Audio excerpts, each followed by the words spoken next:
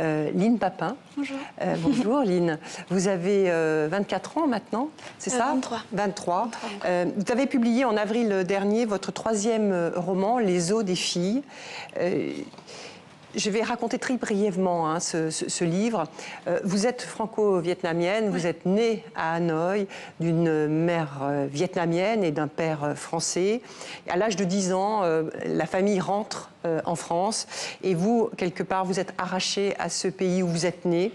Et de cette déchirure va naître, en tout cas, ça va être les premiers jalons d'une guerre qui va se déclarer dans votre corps bien plus tard. Voilà.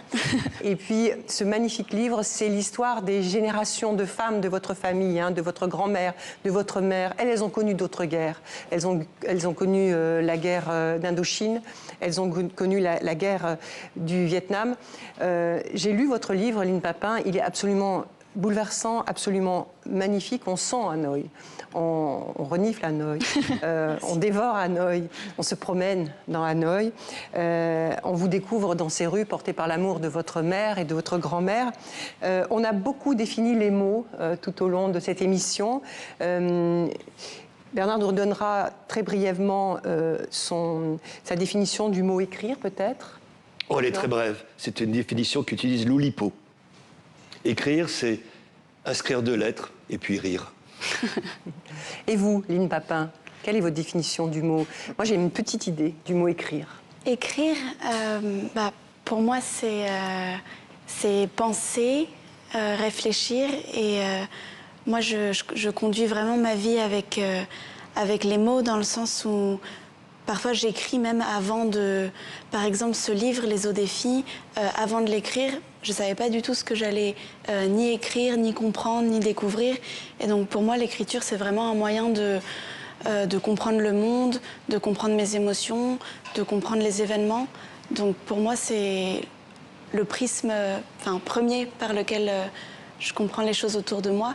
Donc c'est vraiment ma façon de vivre, je crois. Moi, je croyais que vous alliez me répondre parce que Line, parce que vous avez dit un jour dans une interview, je vis pour écrire et j'écris pour vivre. Et je croyais que vous alliez me dire, mais pour moi, le synonyme d'écrire, c'est vivre.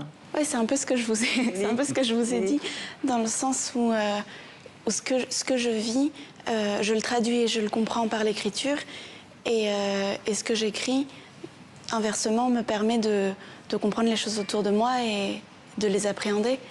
Donc c'est vraiment lié pour moi. C'est lié pour vous. On parle des langues ce matin, on parle des mots. Vous êtes franco-vietnamienne. On comprend dans votre dernier livre, vous retournez au Vietnam, que vous avez du mal à parler le vietnamien. Pourquoi?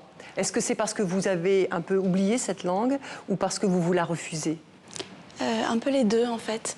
Parce que j'ai grandi au Vietnam et c'est vrai que c'est ma langue maternelle, dans le sens où c'est la langue de ma mère et c'est la langue du pays où je suis née. Et en même temps, j'ai toujours eu la nationalité française, j'ai toujours été à l'école française et je pense en français, j'écris en français. Donc le vietnamien est une langue que je maîtrise mal au final. Et c'est vrai que quand j'y retourne aujourd'hui, j'ai du mal à m'autoriser à la parler. Et peut-être que je trouve aussi que j'ai pas un très bon accent. Et donc c'est vrai que c'est une langue avec laquelle j'ai une relation assez complexe finalement, parce que c'est à la fois ma langue et à la fois pas du tout. Donc...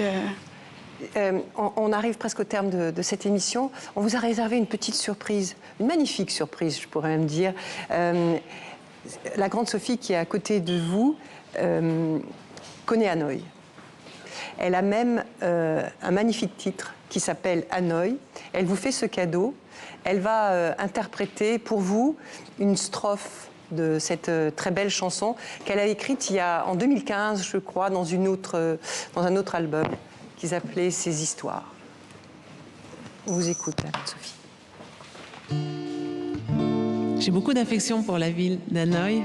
Et j'ai eu la chance de la chanter à Hanoï, cette chanson. J'en ai parlé tout à l'heure, Aline.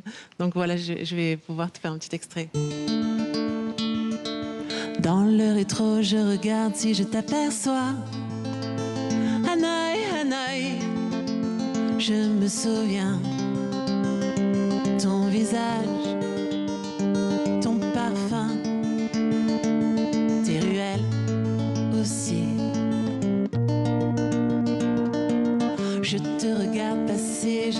suis chez toi. Hanoï, Hanoï, tu me retiens. Tes typhons plats, tes romains, la pluie des gringoles. Autour du lac, j'entends comme des bruits qui résonnent,